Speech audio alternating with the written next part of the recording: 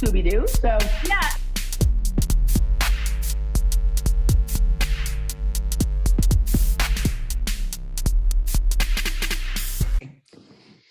hey everybody, welcome back. I'm Emily Moyer. This is Words episode number 61. I am still in Los Angeles, which means things are not in my normal state of like semi-chaos control. It's just total chaos. So we're just going to sort it all out here on the show. This is Words number 61. That's Dani Katz. Good afternoon, Wednesday afternoon. Good afternoon, Wednesday afternoon. Oh, I'm sorry. What up? I got a big cock. That's going to be my new thing. Okay. Yeah, you were going to explain that to me before because I didn't like, I thought you were talking to someone else at first. I'm like, what is that? And then you were explaining to me about you and Ross. Go ahead and explain. Okay, I just jumped on the Zoom with Emily and my opening was, what up, I got a big cock. And she just looked at me like I was crazy. And I was explaining that it's the lyric to a song. I think it's Robin Thicke. Let me look it up now. Which, I mean, like, if, you know, maybe it's thick. So it definitely, he has a cock and it's thick. So it's a thick cock. So I guess I'm so wrong. It's Macklemore. Who's Macklemore? Apparently someone with a big cock. Okay, well, the thick thing, like, you know, like Robin Thicke, actually, like you can do a lot of wordplay with the idea of Robin Thicke having a big, right? But I was totally wrong. Okay, but I was trying to square that because I have virtually no knowledge or awareness of pop music at all anymore. But I was under the impression that Robin Thicke was Alan Thicke's kid. And for some reason, I thought he made like that kind of like music, like maybe sort of like somewhere between, like if Justin Timberlake and Michael Bublé had a child, it would be Robin Thicke because he would like play piano and sing pop songs at the same time or something. I think that might be right. I mean, I was totally wrong because it's Macklemore. I can't keep them straight. I don't know. But for some, like, that's one of my favorite song lyrics ever. Okay, but Macklemore, is Macklemore a rapper or is he a piano playing pop star? I don't know if I've ever even looked at him. Because Macklemore also, you can do a lot with the idea of having a big, you know what, with the name Macklemore. Oh, that's true. Right? But let's just like A, determine what kind of music he makes, and like B, like the other thing that will get us in trouble with like the race monitors if we say it. Okay, he's a white guy. Okay. And he's wearing gold chains. All right. So, okay. So that's, yeah, that would be about. I can't speak with any intelligence about his like musical career. Any intelligence nor any freedom, because if we express either one on present platform, then we may already have like, we should get like a beat to blur out our. I've done that on our shows before where like I think you had the other day, you might've said the lollipop and I'll just put like a little sound thing over it. Yeah. We should make some Sadie sound clips or some finger puppet sound clips. Do you have your finger puppets handy? I only have the horse handy. The others are but I'm amassing such a great collection of reptilians. It's really awesome. I just can't get it together to watch anything mainstream to spot the propaganda now that I have all these tools. Well, I've been treated to a feast of nonsense, which I'm happy to explain to you here in a minute, since I've been here because my dad watches network television, right? Okay, so what would be really cool, it'd be cool if we could do it when we got together sometime, that we could record little like this puppet saying, "Oh no, you didn't," or something like that. Can't say that, or something. You know what I mean? Like, whoops, like that kind of. You should sell those to other content creators and make it a whole side hustle. Right, totally. But then anytime we say that, because then it's like, then not only will we be like, oh fuck, I just said it, but yay, we said it. We get to use the finger puppets now, right? Yeah, and then that's true. Insert that. And it will be like, they'll just jump out into the screen and like cover it. You're so good at creating more work for us. Well, I have amazing ideas. But I have to didn't I tell you about what happened on that one mushroom trip that time? That one time?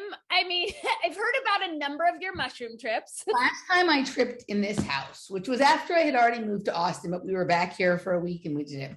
Like right when the trip was starting to get intense, like they showed me, like they lifted the lid off of the way reality works and showed me that every time I open my mouth, the whole team of people goes to work on creating whatever I say. That actually makes sense. Is that for how it is for everyone or just for you? It was just showing it to me. Right. That makes sense. Because sometimes the shit that comes out of your mouth, I mean, do you ever shock yourself where you're like, where am I channeling this from? No, I know I'm 100% certain I'm only ever channeling it from me. Right. Okay. There are many, many me's inserted all throughout time and space and the continuum and different layers and dimensions and all of that kind of stuff. And it's like playing like doing a relay race or playing telephone with them or something like that. They're like, yo, hey, you forgot this part. But sometimes it's just like, it's more that it's not shocking. It's like, I cannot believe I'm actually going to say this because this is the thing that's going to send them with the straight jacket, or this is the bat shit, right? Like kind of thing. But that's interesting, because when I say out there things, it doesn't occur to me that they're out there. It's only other people's reaction. But I never have that like, oh, I shouldn't say this. This will be the crazy thing. I shouldn't say it, right? I never think I shouldn't say it. And I guess just expressing my awareness that this is outside of like the general realm of acceptance, even for the kooky lane we ride in, right, is my way of letting people know that like I'm still in touch with what you say reality is, even though I might disagree. But like I have to, like when these thoughts or ideas come, every once in a while, there will be one that is like so out there that I just decide I'm not going to say it right now because I don't fully understand what's being what's being given to me to say. I have to like sit with it for a minute. But if I understand it completely at first sort of thought, then I just say it. Because if not, it would be like having that annoying kid, excuse me, when are you going to say it? When are you going to be bugging you the whole time? It's like the kid in the back of the car. Are we there yet? 100%. It would be that. I was that kid. Right? So it's that. And so I just say it. So it was interesting because it was kind of like, so I do think that I had no idea we were going to go here today. Right. But I think that like when I want to be careful about, because I only caught your clip about your show with Michael yesterday, the clip that you posted, but I agree. It's like a great one. I highly recommend watching. Right. So I like 100%, I agree about the polarity. And I've talked about this and Jeff has talked about this. Like I mean, like, unless I witness somebody doing an evil fuck thing, right, to a certain extent, like I reserve and when I say, we all know what those things would be, like really actively harming a person in front of, like that kind of, we don't actually know who did certain things, why they did it, what they totally did. We're all dealing with like second, third, fourth, fifth hand information, like, and not understanding motivations or what else could have been like everything is like that. Right. So, when I'm saying, I don't know, like people who are good at creating machinations, let's just say that, and not all machinations are bad, right? Like whenever you're working something up, when you're working on your workshop or whatever, that's some way of doing it. But people who are particularly good at designing machinations or systems or experiments, not in secret, but like in an enclosed space, because it's easier to control things happening in an enclosed space than in a wide open space, right? That they have figured out what shape things are easier to create systems underneath. So when wait, I need you to say that again. Okay.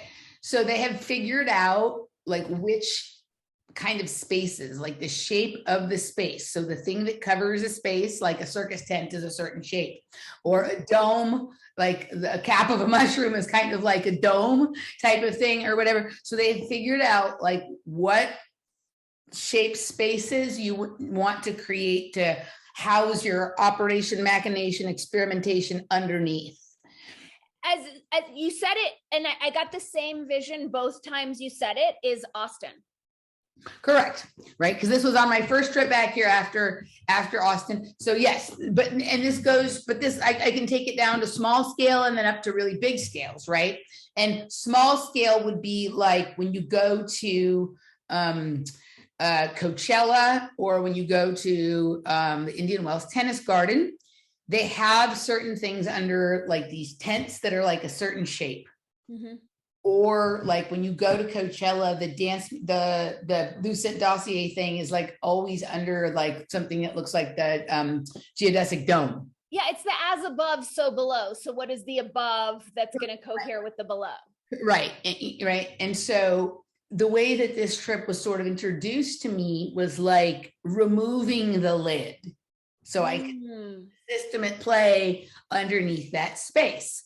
And it literally was like a conveyor belt of ideas, and then people like picking up the ideas like they were tools and starting to put them together to create the reality that I was describing with the ideas. So it's almost like it was a different version of like when Terence McKenna would say, speaking reality into it, like the machine elves were telling me to do it too. And they were saying words and it was creating realities. Or it was a different version of that. There was no elves. It was much more like realistic looking as to what our world looks like and things like that.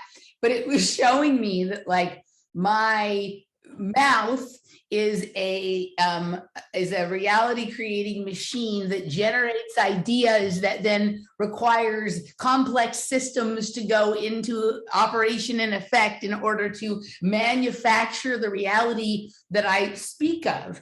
And it was showing me this is so self-indulgent, but like it was showing me how that was part of how like the current iteration of Austin was built, was that I had my gateway experience, time traveling into the future experiences.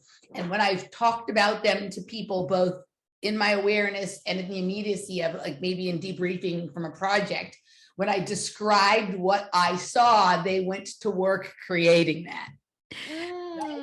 So with that's reminding me of, do you know the Turtons in Tibetan lore? No.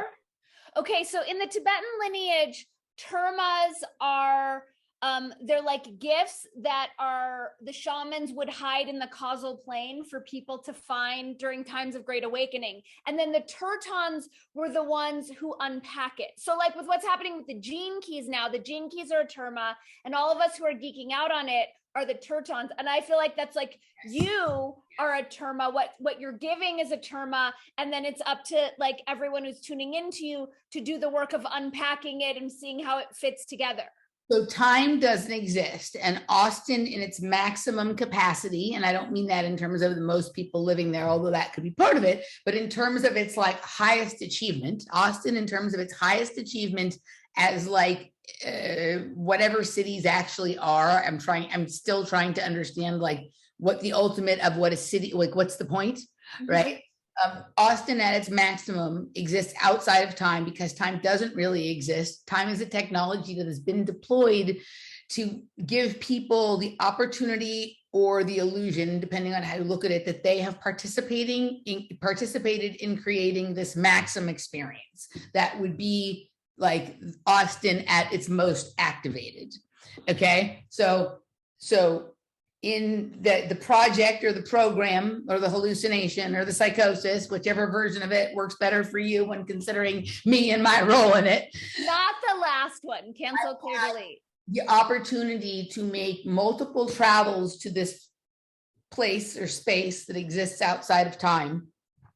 And then because I'm an observant little fuck, can't say that. Right. I was able to come back and report with enough detail.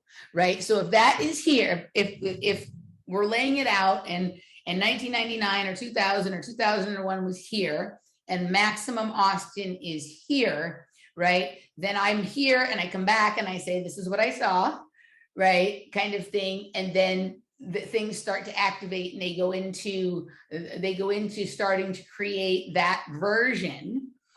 So it's generative.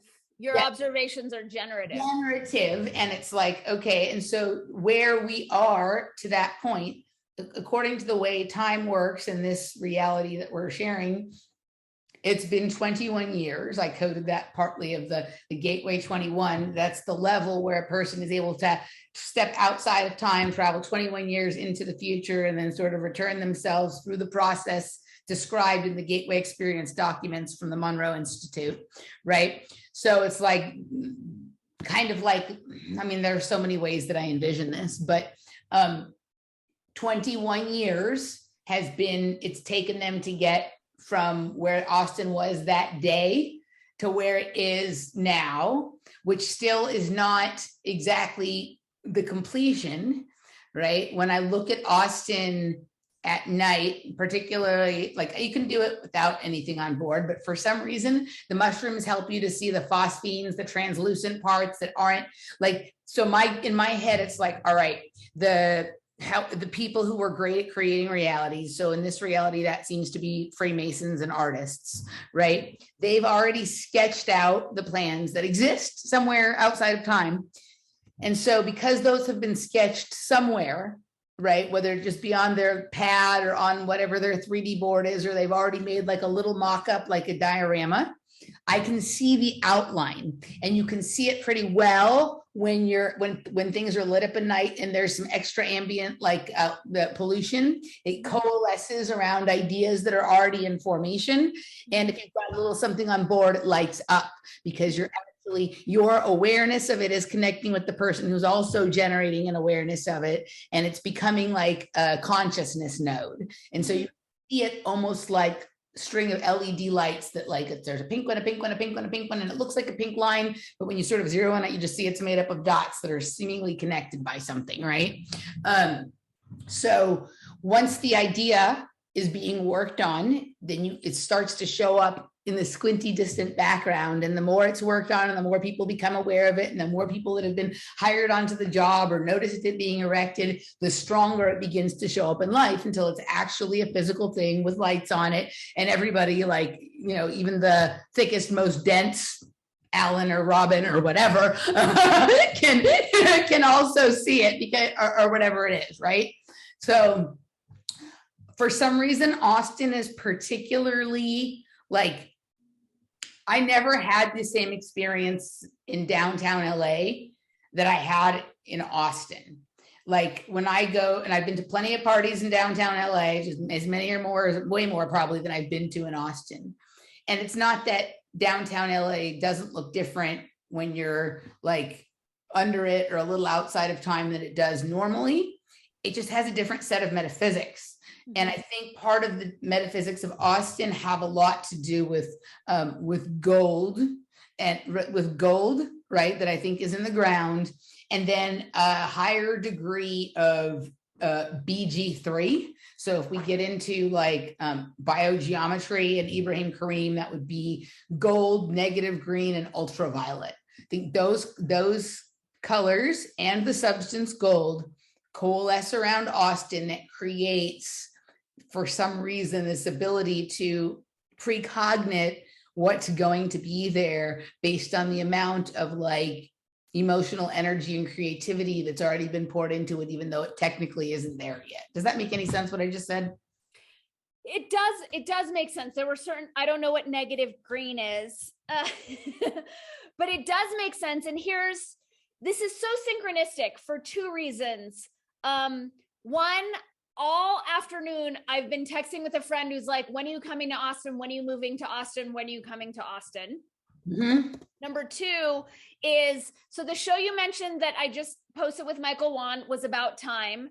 And just before this, I just finished recording another show with Robert Phoenix where we took an unexpected turn and we were talking about time and how the elites and the social engineers must be operating with a completely different understanding of time than the fictional version that we are working with. And because of our misunderstanding of time, it has us in constant reaction. And we're only working from experience, and we're not moving out into imagination, a la William Blake's work. And so what I'm getting from the way you're speaking is like, with this unique skill, talent, gift of yours is that because as you articulate it and you put it out, the mushrooms are showing you that the other people who are listening are picking up these tools and building from there. So it'd be interesting if instead of seeing their plans, you were able to see a better timeline, like an alternate. Do you know what I'm saying? Like if there was a way to put intention into what you're seeing, and as you're articulating that, then allowing people to pick up those tools and to start building those realities and timelines instead of playing into the ones that are already being presented to us as though we don't have a choice. Right. So like, I don't know, like, all right, fortunately I have a pencil. So I don't know if this is like, okay, let's pretend that this is maximum Austin in the future. Put it closer. It's just a dot. I just made a dot. Okay. All right. And that is like, so that, okay, let's say that that's there. Let's just pretend these are just two dots on a line. Okay. So let's make that big enough so people can see it. And then let's make this right here. And the only reason I'm making now, which at least in the way it feels, doesn't feel like maximum anything but bullshit and nonsense, right? In some ways, I don't think that's the truth, but that's how it feels sometimes, right? But because it's the one that we are aware that we're anchored in, that makes it as big as some dreamy thing in the future in terms like, right? Okay, so we have our two dots, okay? Very well drawn. I think that my time travel was like this, right? It was straight. It was straight. Okay, I took the shortest route, right? Because I did it in a condensed amount of time from there to there. Now, but can you fold it? Yes, like that. Like I think that there's a couple of different ways that this could happen, right? But because I think that it wasn't actually me physically traveling, I think this was more of a remote view type of travel, or like it has to do with leaving your body as opposed to taking your body with you, at least from the way that I'm understanding that iteration. Doesn't mean that there's not different ways, right? Now, so I go here, I go from here to here. I explain to somebody, or I'm just talking about it generally, but I deeply feel that I was under the influence of something, and whether that be some sort of meditation or hypnotic state or a drug. In my particular personal case, I think it was probably some combination of the two. I think that's the way that project works. So like, as I'm either before I come to or as I'm coming to, I'm reporting what I saw, right? And then by the time I'm fully what I identify as myself in this realm, again, I have nothing but like very wispy, faded little memories that I'm not sure if they were a dream, an idea, a vision, a drug hallucination, what they were, that I've been trying to make sense of ever since. I think this was probably one occurrence. Maybe I took several trips, but like, okay, right? So from there, they're like, okay, this is where we're going, right? And like, I think there's a large group of people who are read in on the information provided. Yeah. Some of them have good intentions, some of them have bad intentions, and then there's everything in between, and then things outside of that you and I don't even understand, because I think there are ideas beyond anything we've ever considered about totally. Like how we should feel about things, or how we could feel about things. Or how things could, like what the possibilities are. Correct. So then you have people starting to get to work on the different ways to get there, right? And so just for the ease of this conversation, and I'm making this up as we go, so if there's any unsmooth parts, please forgive me, but we'll just pretend that people that you and I would consider somewhere between benevolent and good, I'm going to do it up here, and between benevolent and bad, I'm going to do it down there. Again, we're trying to not be in polarity, but we have to, we're very, very limited on our language that we've been offered. And so until we become aware of or make up a good new lexicon, I'm just going with what we have. So you have people making different kinds of paths, right? And let's just, go with the symbolism that they give us, which is we have a movie and a song called Over the Rainbow. And then we also have a play and a song and a movie, I think, called Under the Rainbow, if I'm correct. All right. So let's just say we got something like that. Okay, I'm just making We it have a up. watermelon. We have a watermelon, but then there's also people who are like more angular in nature. So we might have some of this going on, right? There might be a pyramid or a triangle. But if you look at this, I don't know, this actually looks like some geometry shape that I've driven. I think I could go and find I like that. some kind of, I think this could be a vector for a certain idea. Okay, so, and then there's all kinds of, there could be shorter pyramids that are the size of the, I'm just giving you a general idea, right? Okay, so these paths now, though they're starting in the same place and going to the same place, they're, because of the way that the route they take, they have different amounts of time that it takes to get there. And different people, it's like freeways or tollways, like different companies control, like the government controls the public ones, like there's private companies that control the tollways that might be faster, but you have to pay, right? And then there's things that go like seemingly way off grid, but like maybe you avoid some of the hassle of government and corporations if you go the pyramid route or something. I don't know, right? Yeah. Okay. So then you're developing all these different ways to get there. And at a certain point, like some start to look better than others, and some get abandoned in terms of funding, or some go dark, which means only dark money is funding them and less people know about them. And some are abandoned altogether, except for maybe people like you or I who are looking for like off the grid ways or outside the system ways or ancient spiritual ways that have been abandoned because they're not as profitable or whatever, right? So there's a few paths that they've decided, positive or dark or good or bad or up or down or whatever, that are the ways that are going to have the most investment in them.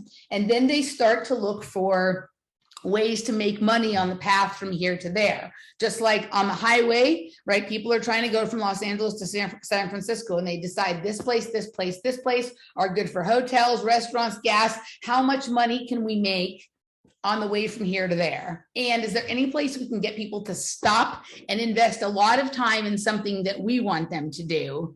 Right? Like Disneyland or a shopping mall, or like maybe buy a farm and decide, hey, shit, I'm just going to grow cattle here instead of continuing on to the promised land. Right? So you start to have little things all along the different paths. And at each path, there's somebody who's set up shop.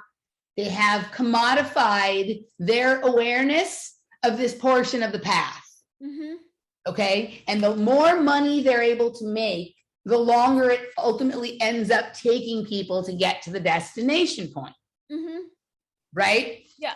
Doesn't mean that the destination point isn't already there, but because we can't see it, we don't think it is. But on another path that's already advanced more past the space, they can already see it off in the distance, or maybe they've already arrived. Yeah. So it exists. I swear to God, I've seen a drawing like this somewhere before, and I had no idea what it means, but now I think I know what it means, right? So as you're talking, like one, I'm just thinking of Hakeem Bey's temporary autonomous zone. Like I want to go where there aren't carving out the pathways. That's going to be my route there. But I'm curious to know if you've worked with gold. Is your nose ring gold? No. I stopped wearing gold a long time ago. I decided I didn't like it. And I've been recently starting to incorporate it back in. So like I have this ring, this one is. Right? I would be really curious to know what it would be like for you to be in these spaces with gold in your visit, with monatomic gold and with regular gold, and to see if that gets you off of their predetermined pathways and visions and endpoints, and see if it puts you in a different sort of alignment with other possibilities.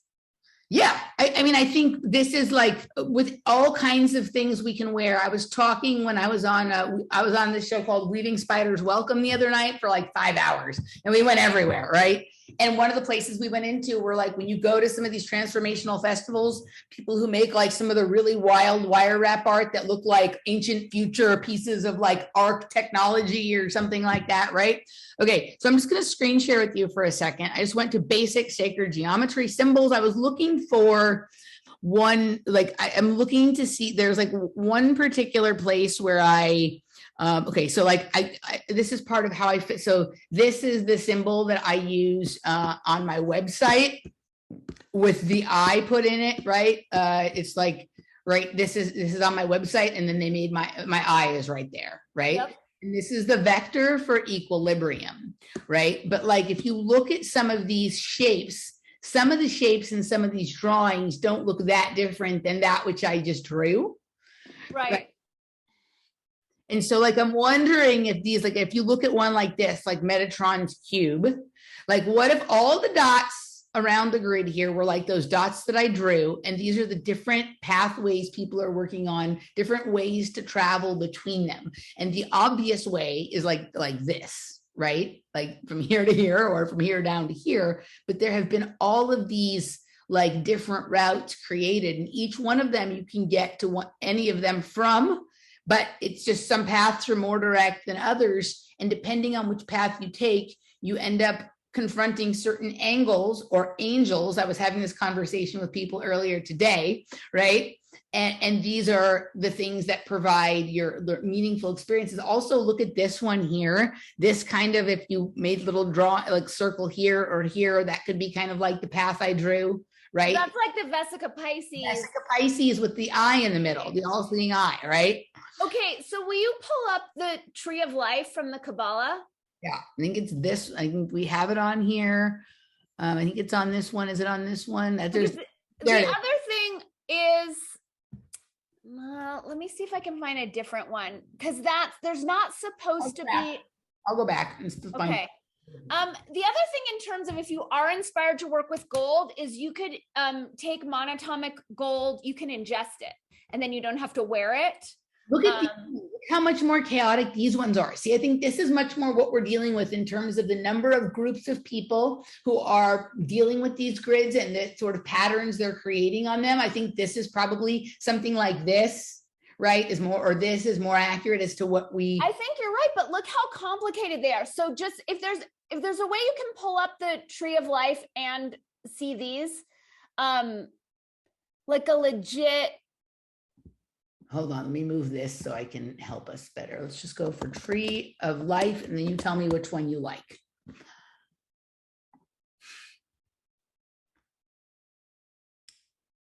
Come on. Why are we going so slow? Chop chop, Google. There we go. That's what you get for using Google. Show me. Okay. This one? No, it's so weird that they're doing that, because there's not supposed to be a path between. That one? None of these are proving my point. Can you type in Kabbalah next to Tree of Life, and then we'll just get away from the like nature trees? Yeah. There's a method to the madness. Great if I can type. Which one do you like? That one, the one with the pink and the blue, the third over. Yes. Okay. Do you see there is no line between Keter and Tefereth? Yes. That's the point. And that's the last stage in the journey that takes you to your enlightenment. And there's no line and there's no path. And I think all these lines and all these pathways are traps of control. Okay, and so I see what you're saying. So if you want to get from here to here, you're being forced to go through Bina or Hokmah. No, you have to go into the void. You have to go into the unknown. This is what I'm saying, is if you want to stay on a path that is carved out, you have to go through one of these traps of control. But if you want to go from, which one, Tiferet to Keter? Yes. Then you're not following anyone else's path. So you have to take a psychic jump, a psychic leap, which is like Andy Colvin, when I had him on the show, we talked about this, right? And there's barriers. So there is like a wall there, and you either have to jump with such like commitment that you're able to go over, or you have to find a way to sort of move through the void, move through the wall, right? You have to be able to sort of disassemble yourself and put yourself back together on the other side of it, to avoid having to go through one of these way stations where they're going to ask you for your fucking passport. Exactly. It's like Jesus got his ass enlightened, not through Christianity, through his own void. Buddha did not follow Buddhism. Correct. He created his own way. Then they create these prefab pathways called Buddhism and Christianity, which are bullshit. Like this or whatever, right? That has like all these super highways. Yeah, but again, even in this one, you have the Das to the Ketur. There's still, well, in this one there is. But look at all this shit you would possibly have to go through, right? So in like the base Kabbalah that I was taught, and I'm not a master, it's the only one that does not have a predetermined pathway. And that's the one that every human who wants to liberate themselves has to figure out on their own. And that's going to be unique to every person because there's no carved off. That's a good one. That's a good one right there. But there's no, but you see like they have a false line. I see your point. I think you know what I'm saying? Because you'll see some like this one where there is not a line between those two spheres. Yeah. And I think those lines are traps. Yeah, and I think I actually really like this grid too, because in my psychedelic space, like these two colors, this like almost indigo ultraviolet color and this magenta color, those are the two most important colors. Right? Because you're so up here. So, right. Like it's not that the other colors don't have a purpose and aren't part of it, right? But like these are really the colors I use largely to determine truth, and then it's paradox. Well, that makes sense because that's 7th, 8th chakra, and you're pulling in such divine wisdom and knowledge. That's all here. Yeah. So, okay. So, but I'm going to find there's something I have on one of my, some collection of art or something I have somewhere. It's weird that I ended up drawing something that I feel like I own something that has that on it. So I'm going to have to find it when we're not on the air. Okay. But the point of this is that there's all this commodification that has happened that is along each pathway, belongs each pathway, right? And it doesn't mean like, but I already know this exists because if I saw it, it exists. I think it would be interesting. Again, and I'm just going back to the conversation I just had with Robert, which I'm carrying over here in terms of like, we are responding to their blueprints. They have been working on this for however many eons because they have a different understanding of time. And we're still playing within that construct. I think it'd be interesting if next time you were tripping on mushrooms and using gold in the ceremony, if when they showed you this endpoint, you said, what else is possible? Show me what else is possible. I think that would be interesting to get out of their construct and start creating our own. Well, I will tell you though, that like when I see maximum, it's not something we don't want. The things that we don't want are all the constructs that are created on the way there. Oh, you're saying it's not the end game. It's like the rest stops they've set up along the way. Right. So like the evil fucks lead us to believe that the top of the pyramid is the place we're trying to get instead of over here. Mm-hmm. So we climb the mountain and then we're up here and it's like, well, the view is nice, but what the fuck is this? Right. Right. And nobody thinks, well, I have to go back down the mountain. Right. Like, it's just like, well, I'm on top. So I guess I'll just maintain my hierarchy up here because even though there's nothing much great up here, they told me there would be. And so, or whatever, right. It's like, I have a feeling that a lot of the people that we think of as our evil overlords are sitting around going like, well, I guess I'm the king, or I guess I'm on top of the world, but what the fuck is this? I don't think it's that great. Right. Totally. So the maximum point or whatever, this thing that I see in the future, while it looks very futuristic, it does not look dystopic. Oh, right? That's nice. Not at all. Like when I see that thing, now, once I've seen it, then all sorts of scary things start to show up, but they don't show up there. Like they show up between where I am and where that is. Right? Like, oh, this is reasons why you can't have this, why you can't go there, why you da-da-da-da-da, right? It's like the Wizard of Oz. It's 100% like the Wizard of Oz, right? 100%. And I think that is the, like, that is, if we allow every point on the journey to ourselves outside of time to be like commodified in this way where it's like in the way that it is being, that's where the tyranny exists. The tyranny does not exist at the end point. The tyranny is a stop on the way to the end point. And it's just like, how long are you going to get stuck there? Mm-hmm. Right. Yeah. And then you're stuck. And like when you're trying to get unstuck, and I think this is to a point, like, so you and I were talking, I was telling you a little tiny bit about a piece of media I consumed today that is going to be the subject of a first sort of get together or workshop we're going to do for the premium supporters of the podcast, right? That like, this is a lot of times when someone's been stuck in a highly, or like what seems like a tyrannical point, if somebody offers them something that seems just slightly less tyrannical, right? It's still not. So like, let's pretend that up here is maximum tyranny. Okay. Mm-hmm. Like we're being told that if you get to the capstone, that's freedom, but let's just say that's maximum tyranny. Cause I think that's what it is, right?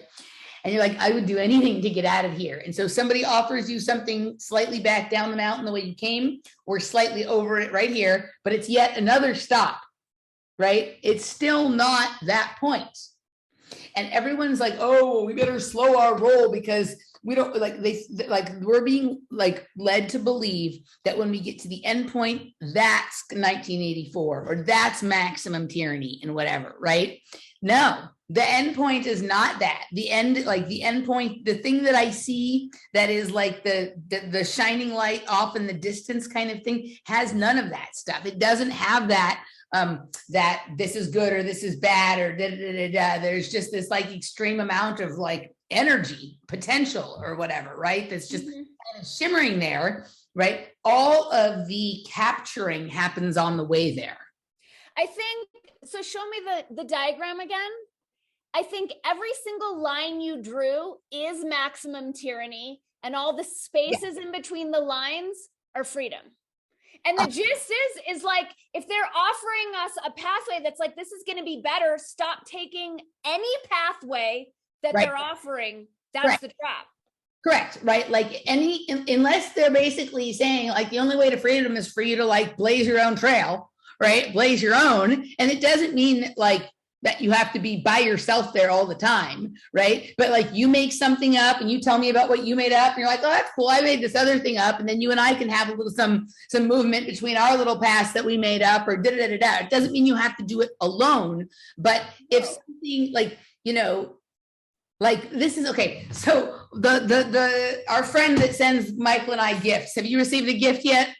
If not, I'm assuming one will come, right? But he pointed my attention to Edward Murray Bassett, who was the father of zoning and coined the term freeway. It's a Masonic term, right? So if they're showing you like this is the direct path from here to there, I guarantee you that's not the path there. The only time they took it was the first time they walked it. Right. Well, and that's the thing. That's exactly what goes back to what I was saying about Jesus and Muhammad. And you're right. The path doesn't mean alone. It just means authentic. It means we're deciding my foot wants to go this way. Now my foot wants to go this way. And then we're honoring our own sovereign, empowered, intuitive knowingness instead of giving it all away to be told what to do and just only walk on sidewalks and only drive on paved roads. Okay, so do you know what one of the things that I have been most attracted to, but like have never done, because by the time my awareness came to that this activity existed, like my body couldn't do it the way I would have wanted to do it, or at least I believed that at the time, and maybe that's something to work on. Do you know what free running is? They also call it parkour, but I think that they started calling it parkour to trap people in a park. Parkour looks super fun. Okay, but the original name was free running. Okay. And the idea with free running is you draw the line, the fastest line between one place and the other, and then you do whatever you need to do to not have to break from that path. So you don't want to have to go around based on the fact that there might be a tall building here, you're going to scale the building. Right.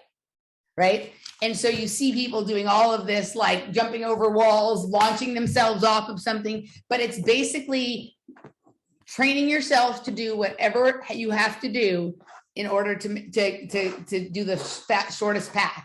Right. Not go on not the sidewalk, not the paved road, Right. not the elevator or whatever. You have to do it with your own body, and you can use the creativity of your own mind to create ways of making it happen. Yeah. Free running. Yeah. That. Right. So that I think is, and I think that's part of also where like why the focus on making people unhealthy and unfit, because you are not, you cannot blaze your own pathway as efficiently, right? Like if everyone's healthy, everyone's healthy and able to manipulate their body in whatever way their mind can dream up. It's not going to be very long before people get from A to B. Yeah, exactly. Of course. Right. So this is, which should tell us if it's at like, we have to put microplastics in everything people consume. If it's at that point, then the actual distance, whether it be spatial or temporal, can't really be that far if they have to deploy this many things to stop us. Well, that's my thing. It's like, if they're turning up the volume on all their fuckery, like we must be doing great. We're clearly winning. Yeah. So, okay. So I can't remember how we even got into this. Oh, the mushroom trips, right? So like when I see the place in the future, like there's not like police and guards and stuff like that. Mm-hmm. Like, right. When I try to go now to the places that I saw there would be something interesting in the future, there's police and guards there. But in my vision, there was not police and guards. Right. When it's all done, there's not police and guards. Right. Right. And there's not stoplights and dumb shit like that. Right. I like your future. Yeah. So anyway, so back to, I was just laying in the bed and like I had this vision, and everything I just described to you happened in just like a minute or two in the trip that I like rocked all that I just told you there. Right. But that is like when I would, whatever this was, like, so I take it as on some layer and in some dimension or some version of reality or in some office somewhere in 78704 or something. The moment I said the things I said, an entire team launched into action, right? Trying to both, I don't know if it was erect that reality or erect the path that they were going to try and create to that reality, right? That sort of passed through. And then every time I talk, a little team of like worker bees or whatever starts doing this stuff, right? Like it was like, I imagined like whistle while you work, like that kind of thing. That's so cool. I'm so curious to know if this is specific to you, where they're from, like what's the soul agreement between you and this team? Are you their like overlordress, priestess, something that's worshipped in their dimension?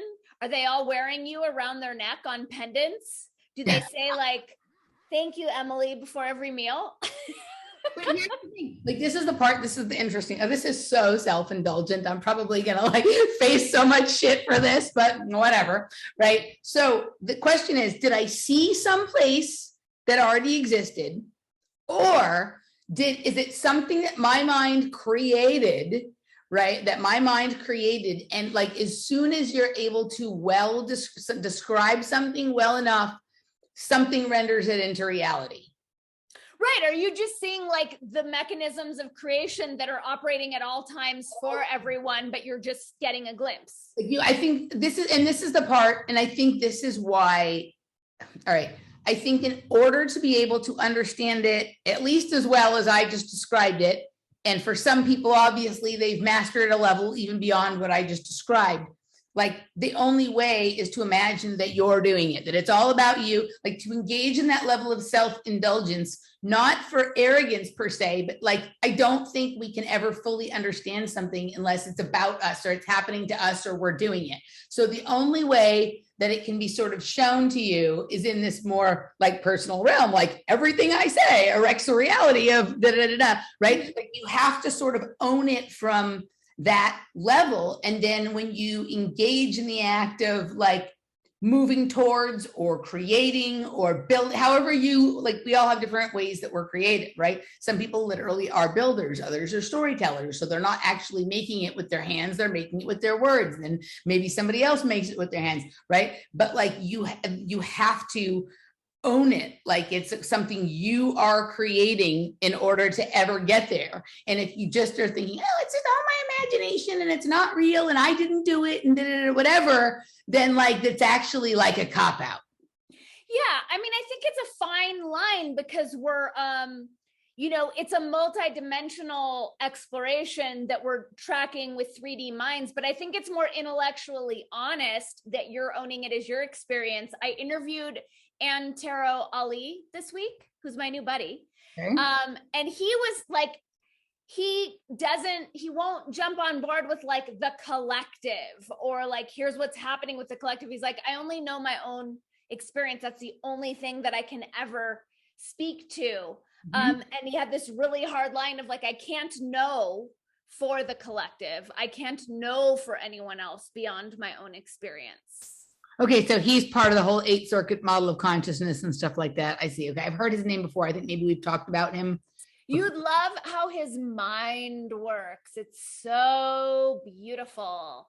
Yep, right here. This goes perfectly to that which I just explained. And I think like if I were to sum up everything that like, Michael and I have been working towards and what we have to do next. Yesterday, they called it coincidence. Today, it's synchronicity. Tomorrow, they'll call it skill.